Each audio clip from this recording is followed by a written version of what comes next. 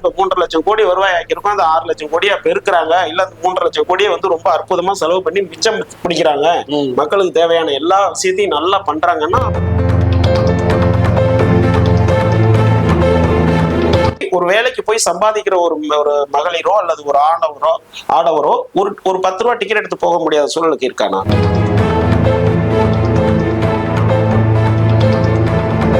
ஒரே அடியா ஒரு கட்சி வரும்போது நீங்க எல்லாத்தையும் அப்படியே கொண்டுகிட்டு தான் வரணும்னு நினைச்சா அவங்கள முடக்கிறதுக்கான வேலைன்னு தான் இது அர்த்தம். நீங்க அப்படியே கேள்வி அடிக்கிட்டே வந்து அவங்களை இதை பண்ணுவாங்களா, அதை பண்ணுவாங்களா, அதை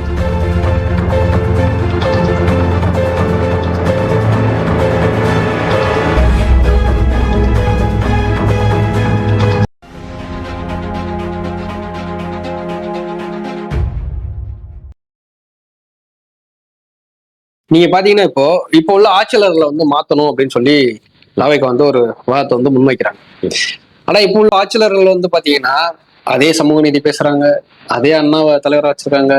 அப்படி இந்த மாதிரி அவங்களோட பேட்டர்ன் கொள்கைகள்லாம் பாத்தீங்கன்னா சிமிலரா சேமா தான் இருக்கு. அப்படி இருக்கும்போது அவங்கள ஏன் மாத்தணும் முயற்சிக்கிறாங்க? இல்ல, இப்போ தமிழக அரசியல் நீங்க எடுத்துக்கிட்டீங்கன்னா பேசுறதுக்கு வேணா அந்த கொள்கை, கோட்பாடு, சித்தாந்தம் இதெல்லாம் சொல்றது கரெக்டா தான் இருக்கும்.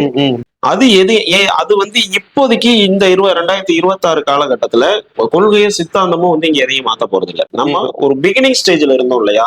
இப்ப 60 காலங்கள், 50 காலங்கள், அந்த காலங்கள்ல ஒரு அடிமைப்பட்டு கிடக்கும் போது, ஒரு அன்டச்சபிலிட்டி பிரச்சனைகள் இருக்கும்போது, கூலி தொழிலாளர் பிரச்சனை இருக்கும்போது, பண்ணையார் தத்துவம் இருக்கும்போது, இது மாதிரியான விஷயங்கள் நமக்கு தேவைப்படுது. இன்னைக்கு அதுல எல்லாமே நம்ம தன்னிறைவை பற்றி ஒரு சுமூகமான ஒரு இடத்துக்கு வந்தாச்சு. இப்போ ஒரு கொள்கை அதனால ஒரு மாற்றம் அப்படிங்கறதெல்லாம் இங்க ஒண்ணும் கிடையாது. இது அரசியல் மேடை பேச்சு, வெற்றி பேச்சு. இப்போ அதிமுகவுக்கும் திமுகவுக்கும் என்ன கொள்கை வேறுபாடு?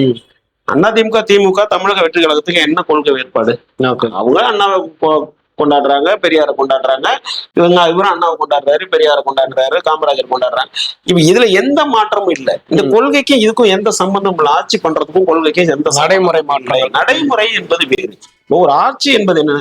இந்த அரசாங்கத்துக்கு இந்த தமிழகம் முழுமை இருக்கிற மண்வளம், மலைவளம், இயற்கை வளங்கள், வரி வருவாய் இப்படின்னு எல்லா விதமான வருவாயும் சேர்ந்து ஒரு ஆண்டுக்கு இவ்வளவு பெரிய அமௌண்ட் வருது. ஒரு 3,00,000 கோடி வந்து நமக்கு ஒரு வருமானமா வருது. இந்த 3,00,000 கோடி ரூபாயை வந்து நிர்வாகம் பண்றதுக்கு தான் ஒரு அமைச்சரவை தேவைப்படுது. அதிகாரிகள் தான் நிர்வாகம் பண்ண போறாங்க. அந்த அதிகாரிகளை கண்ட்ரோல் பண்றதுக்கு ஒரு அமைச்சரவை தேவைப்படுது. அமைச்சருக்கு ஒரு ஹெட் தேவைப்படுறாரு, ஒரு முதல்வர். இவங்க எல்லாருக்கும் ஒரு சம்பளம். முதல்வருக்கு ஒரு சம்பளம் இருக்கு, மினிஸ்டர்ஸ்க்கு ஒரு சம்பளம் இருக்கு. எல்லாருக்கும் ஒரு IAS, IPS, கடைநிலை ஊழியர் சம்பளம் வாங்குற மாதிரி இந்த வருமானத்துல இருந்து சம்பளம் எடுத்துக்கிட்டு இதை நிர்வாகம் பண்ற பொறுப்புல இருக்காங்க. அவ்வளவுதான். அந்த நிர்வாகத்தை யாரு சரியா பண்றாங்க அப்படிங்கறதுதான் இங்க பேச்சு. நம்ம ஒரு டீம் எடுத்து அனுப்புறோம், ஒரு தலைமை பொறுப்புக்கு அனுப்புறோம். அவங்க வந்து அழகா இந்த 3,00,000 கோடி வருவாய் ஆக்கியிருக்கோம், அந்த 6,00,000 கோடியா பெருக்குறாங்க, இல்ல அந்த 3,00,000 கோடியை வந்து ரொம்ப அற்புதமா செலவு பண்ணி மிச்சம் பிடிக்கிறாங்க, மக்களுக்கு தேவையான எல்லா விஷயத்தையும் நல்லா பண்றாங்கன்னா அவங்களே தொடர்ந்துகிட்டே இருப்பாங்க. இதை பண்ணாம 3,00,000 கோடியும் கொடுத்து திருப்பி நான் ஒரு 5,00,000 கோடி வெளியில கடன் வாங்கி செலவு பண்ணிக்கிட்டு நம்ம யாரும் நியமிச்ச உள்ள வைக்கிறோமோ அத்தனை பேரும் ஆயிரம் கோடி லட்சம் கோடிக்கு அதிபதியா போகும்போது ஒரு மாற்றம் தேவைப்படுது. இப்ப இங்க எல்லாம் உங்கள்ட்ட என்ன பிரச்சனை? நீங்க இப்போ எடப்பாடி அவர்களை எதுக்காக திமுக கிட்ட மாத்தி திமுக கவர்மெண்ட் கொடுத்தாங்க? மக்கள் ரொம்ப நல்லா வாட்ச் பண்றாங்க. அதுல எந்த இதுவுமே கிடையாது. அதாவது அது உள்ளுக்குள்ள இருக்கும். அது சரியான நேரத்துல அதை பயன்படுத்துவாங்க. அவர் சரியில்லைன்னு தானே உங்கள்ட்ட மாத்தி கொடுத்தாங்க. நீங்க என்ன பண்ணிருக்கீங்க? இப்ப இந்த தமிழ்நாட்டுல கிட்டத்தட்ட ரொம்ப வளர்ந்த ஒரு மாநிலத்துல எந்த பிரச்சனை இல்லை. அரசு ஊழியர்கள் போராட்டம், தூய்மை பணியாளர்கள் போராட்டம், இப்ப கரண்ட்ல சத்துணவு ஊழியர்கள் போராட்டம், விவசாய போராட்டங்கள் நிறைந்த ஒரு மாநிலமா மாத்திருக்கீங்க. நாங்க வளர்ந்துட்டோம், அதை பண்ணிட்டோம், இதை பண்ணிட்டோம் எல்லாம் சொல்றது இல்ல. அப்ப இருந்தா ஏன் இந்த போராட்டங்கள் நடக்குது? நீங்க அதை பார்க்கணும். விவசாயிகள் நம்மளோட அடிப்படை ஆதாரமே வந்து நம்ம இந்திய தேசத்துக்கே ஆதாரமே விவசாயம். இந்த விவசாயத்துல நீங்க என்ன வந்து ஒரு முன்னிலையில இருக்கீங்க? நீங்க இந்த வருடமே பாத்தீங்கன்னா பல குடோன்கள்ல மலையில நெல்லு மூட்டெல்லாம் நனைஞ்சு முளைச்சு நாத்தா போனதை நம்ம பார்த்தோம். நெல் குடோன் கூட கிடையாது. அதுக்கு நீங்க என்ன பண்ணிருக்கீங்க? அப்ப உங்க நிர்வாகத்துல நீங்க அந்த FCIன்னு ஒரு டிபார்ட்மெண்ட் இருக்கு, அது AS ஆபீஸ் இருக்காங்க, அவ்வளவு ஊழியர்கள் இருக்காங்க, அதுக்கு இன்னும் ஃபண்ட் ஒதுக்குறீங்க. அதுக்கு என்ன நீங்க முன்னேற்பாடு பண்ணீங்க? அறுவடை காலம் வரும், மழை காலம் வரும், அதை சேமிச்சு வைக்கணும், அதை சரியா கொண்டு போய் அதை மற்ற மாநிலங்களுக்கு நீங்க விற்பனை கொடுக்கணும், அதுல இருந்து வருமானம் வரணும். அப்பதான் அந்த டிபார்ட்மெண்ட் உயரும். அதுக்குன்னு தனி பிளான் உங்களுக்கு என்ன இருக்கு? இல்லையே. அதே மாதிரி ஒவ்வொரு துறையிலையும் லஞ்சமும் ஊழலும் இன்னைக்கு பெருக்கி போயிருக்கு. ஆமா. இல்லைன்னா தனி மனிதன் வந்து ஒவ்வொரு தனி மனிதனும் அரசியல் சார்ந்த தனி மனிதனும் அரசுல சம்பந்தப்பட்ட தனி மனிதனும் எப்படி வந்து உங்களுக்கு 1000 கோடிக்கு அதிபதி ஆகுறான்? கண்டிப்பா. 1 லட்சம் வாங்கக்கூடிய ஒரு மினிஸ்டருக்கு சம்பளம் கொடுக்குறோம். அந்த மினிஸ்டர் எப்படி ஆட்சி முடியும் போது பல 1000 கோடிக்கு எப்படி அதிபதி ஆகுறான்? அப்ப நீங்க உலக வங்கியில வாங்கி வச்சிருக்கிற அந்த 9 லட்சம் கடன்ல இருந்து பணம் அங்க போகுது. அப்ப நீங்க ஒரு 505 வாக்குறுதிகளை கொடுத்துட்டு மக்கள்கிட்ட வந்து சொல்லி அவங்க நம்பகத்தன்மையை வாங்கி ஓட்டு வாங்குறீங்க. நீங்க உள்ள வந்ததுக்கு அப்புறம் அதை நிறைவேற்றாம உங்களுக்கு சாதகமான திட்டங்களை, உங்களுக்கு வருமானம் எதெல்லாம் கொடுக்குமோ அதுக்கு ஒரு பிளான் போட்டு பட்ஜெட் போட்டு அதுக்கு நீங்க கடனை வாங்கி அதை நீங்க செலவு பண்ற மாதிரி செலவு பண்ணி நீங்க பணக்காரன் ஆயிடுறீங்க. அப்போ இது மாதிரி ஒவ்வொரு துறையிலும் எக்கச்சக்கமான பிரச்சனைகள் இருக்கு. இத மக்கள் பார்க்கலன்னு இவங்க நினைக்க கூடாது. இவங்க ஒரு ஆயுதமா எதை பயன்படுத்துறாங்க? மக்களை வந்து கரப்ஷனுக்குள்ள கொண்டு வந்துட்டாங்க. மக்களையே உள்ள கொண்டு வந்துட்டாங்க. மக்கள் வந்து ஊழலுக்கு எதிராக போராடிட்டு இருந்த காலத்துல இருந்து மாத்தி அவங்களையே ஊழலுக்கு கொண்டு வந்துட்டாங்க. ஒரு ஓட்டுக்கு 2000 5000. அப்போ இது என்ன மாதிரி ஆகுதுன்னா, அந்த எலெக்ஷன் அப்படிங்கிறது வந்து ஒரு இன்வெஸ்ட்மெண்ட் பிசினஸ் ஆயிடுது. ஒரு 10,000 கோடி ஒரு 50,000 கோடி இந்த எலெக்ஷனுக்கு நம்ம இன்வெஸ்ட் பண்ணோம்னா வந்தோம்னா ஒரு 2 லட்சம் கோடியை நம்ம எடுக்கலாங்கிற மாதிரி ஒரு பிசினஸ் கொண்டுட்டு வந்துட்டு மக்களை அதுக்கு தயார்படுத்துறாங்க. இந்த நிலையை மாத்தணும் அப்படிங்கிறது தான் இன்னைக்கு வந்து இருக்கிற ஜென்சியோட மனநிலையா இருக்கு. இளைஞர்கள் வந்து தமிழக வெற்றி கழகத்தை ரொம்ப அண்டர் எஸ்டிமேட் பண்றாங்க, ரொம்ப குறைச்சு மதிப்பிடுறாங்க விவாதத்துல உட்கார்ந்துக்கிட்டு. ஏன்னா ஆளும் தரப்பு என்ன பண்றாங்க, டோட்டல் மீடியா, சோசியல் மீடியா எல்லாத்தையுமே அவங்களுக்கு சாதகமா வச்சுக்கிட்டு ஆட்களை உட்கார வச்சு திருப்பி வந்து ஒரு குறைத்து மதிப்பிட்டு அவங்கள வந்து ஒண்ணுமே இல்லை அப்படிங்கிற மாதிரியான ஒரு நரேட்டிவ் செட் பண்ணிக்கிட்டே இருக்காங்க. நீங்க ஒரு ரெஜிஸ்டர்டு பார்ட்டி ரெஜிஸ்டர் பண்ணிருக்காங்க.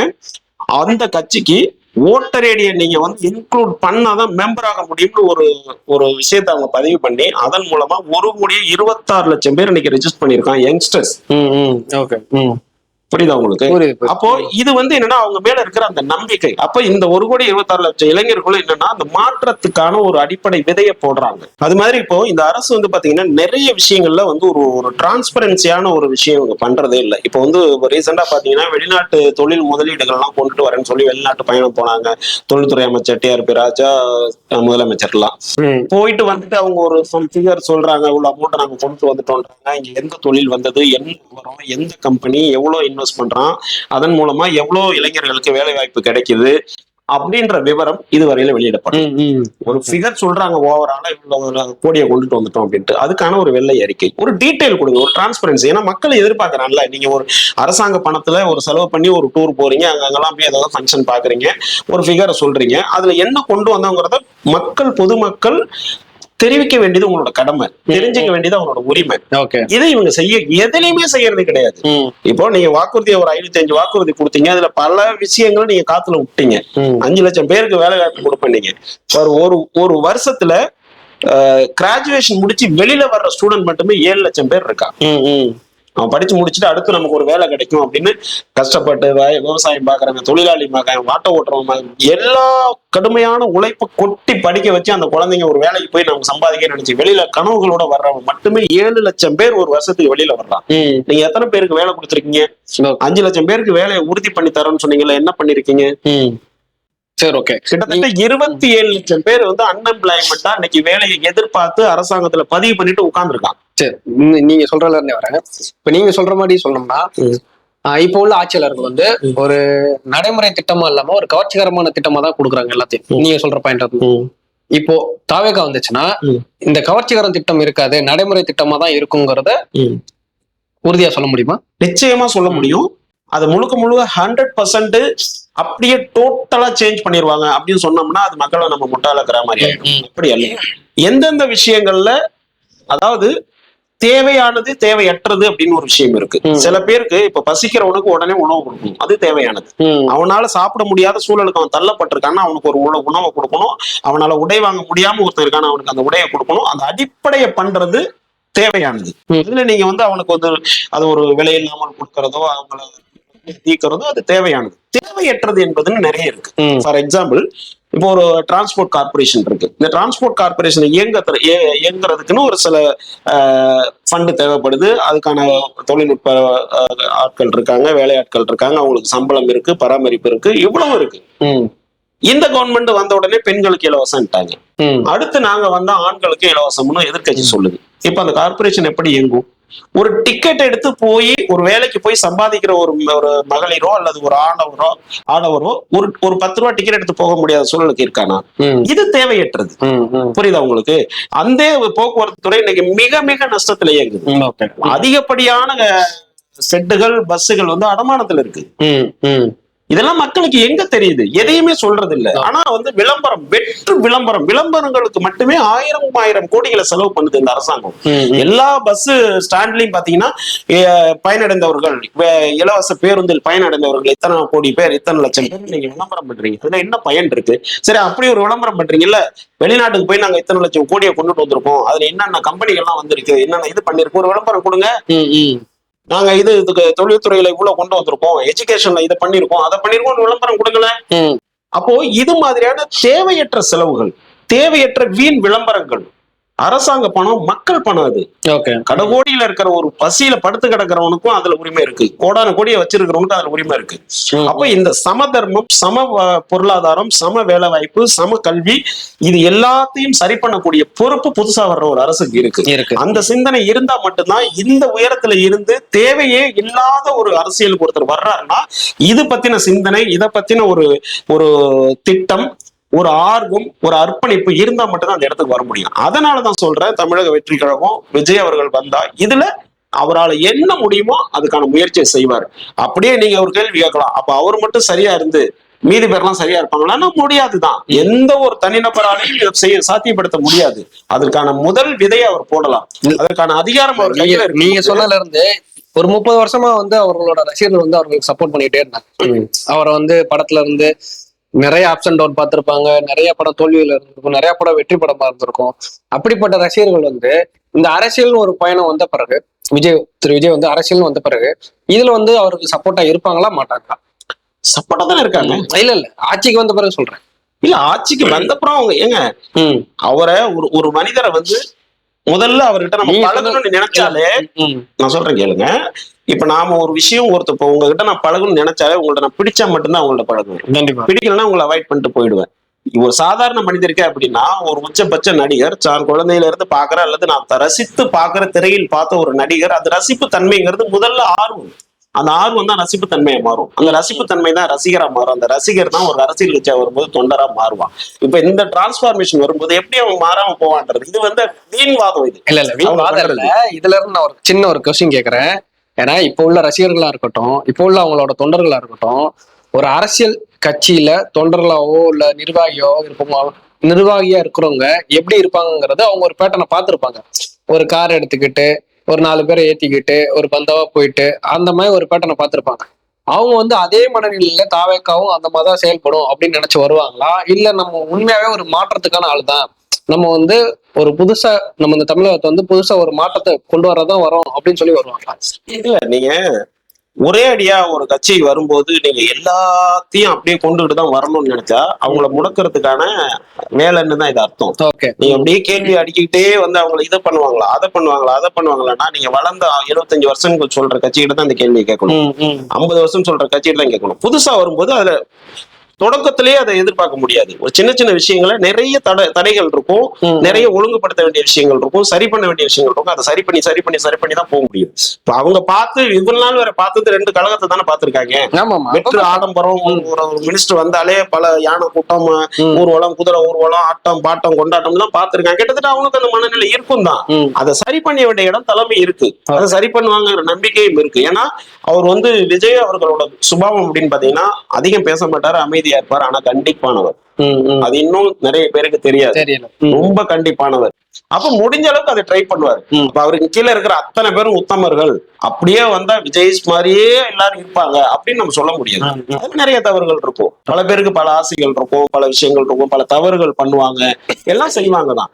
அவர்களை எப்படி கையாள போறாரு அவர்களை எப்படி வந்து ஒதுக்க போறாரு, அவர்களுக்கு என்ன மாதிரி ட்ரீட்மெண்ட் பண்ணி அவங்களை எல்லாம் அப்புறப்படுத்த போறாருங்கிறது விஜய் அவர்களோட கையில இருக்கு. அது நம்ம அடுத்து வந்தப்புறம் பேசக்கூடிய ஒரு விஷயம். இப்போதைக்கு அவரோட ஆர்வம், அவரோட சிந்தனை, அவரோட தொலைநோக்கு பார்வை சரியா இருக்கு. அது ஒரு மாற்றத்துக்கான வழியை உண்டு பண்ணும் அப்படிங்கறத நம்ம பொதுமக்களோட எதிர்பார்ப்பு. அதனாலதான் அவருக்கு தன்னெழுச்சியா இப்படி ஒரு கூட்டம் வர்றதோட நோக்கம் அதுதான். ஓகே, இதுவரை இருந்த அரசியல்வாதிகள் எல்லா பேருமே பாத்தீங்கன்னா அதிகமா பேசுவாங்க. இப்போ திரு விஜய் அவர்கள் வந்து பாத்தீங்கன்னா அதிகமா பேச மாட்டாரு. அதனாலே வந்து மத்த கட்சிகளா இருக்கட்டும், மத்த செய்தியாளர்களா இருக்கட்டும், ஒரு சில ஆப்போசிட் பார்ட்டியா இருக்கட்டும், இவங்க வந்து அவரை வந்து அண்டர் எஸ்டிமேட் பண்றாங்களா? அது என்னன்னா, இவங்க இப்ப நீங்க முன்னாடி கேட்ட மாதிரிதான், இவங்க இது நாள் வரையிலுமே பாத்தீங்கன்னா, இப்ப திமுக பேசி பேசியே கட்சியை வளர்த்தவர்கள். வெற்றுமை பேசி அவங்கள வந்து எப்படி கவர் பண்றது, ஒரு கவர்ச்சிகரமான பேச்சு, அவங்கள அந்த பேச்சின் மூலமா அவங்கள உள்ள இழுத்து இப்படியே அவங்களோட புத்திய மூளையை மழுங்கடிச்சு அவங்கள ஒரு அடிமை மனநிலைக்கு கொண்டுட்டு வந்து ஒரு கூட்டத்தை பெருசாக்கி அதன் மூலமா வாழ்க்கையை நடத்தினவங்க தான் இது. இரு பெரும் கட்சிகளுமே அப்படிதான் வந்தது. விஜய் அவர்கள் இன்று பேசல, ஆனா விஜய சுத்தி தான் அத்தனை பேரும் பேசிட்டு இருக்காங்க. கண்டிப்பா அத்தனை பேரும் பேசுறாங்க. அவர் அமைதியா தான் இருக்காரு, அவர் எதையுமே பேசுறது இல்லை. நாமளும் அவர் தான் பேசிட்டு இருக்கோம். இப்போ மொத்த பெரிய ஒரு மனிதன் பேசாமலே பேச வைக்கிறான் அப்படின்னா அது மிகப்பெரிய சக்தி இல்ல. காட்டு கத்தா நம்பி வெளியில கத்திக்கிட்டு காலையில ஒரு பிரஸ் மீட், மத்தியானம் ஒரு பிரஸ் மீட், சாயந்தரம் ஒரு பிரஸ் மீட், போற இடமெல்லாம் தொண்டை நரம்பெல்லாம் பொட்டச்சி வெட்டிக்கிற அளவுக்கு கத்தி பேசுறவங்களை காட்டியும் எந்த ஒரு வார்த்தையும் பேசாம அமைதியா இருக்கும் போதே மொத்த மீடியாவும் மொத்த மக்களும் அவரை பத்தி பேசுறாங்க போதே அதுதான் அவருடைய உச்சம், அதுதான் அவருடைய வெற்றி, அதுதான் அவருடைய பலம். Okay okay. இப்போ நீங்க சொன்ன விவாதம் வழி பார்த்தோம்னா தமிழக வெற்றிகளை வந்து ஒரு நிச்சயமா மாற்றத்துக்கான பாதையா இருக்கும், மாற்றத்துக்கான பாதையில பயணிப்பாங்கன்னு சொல்லி நம்புவோம். நிச்சயமா நம்புங்க, நம்மளும் அதுல பயணிக்கலாம்னு சொல்றீங்க. நிச்சயமா நம்புங்க. மாற்றத்துக்கான ஒரு வழி அது எங்க இருந்து வேணாலும் வரட்டும். ஒரு மாற்றம் வரணுங்கிறத எல்லாருமே ஏத்துக்கணும், எதிர்பார்க்கணும்.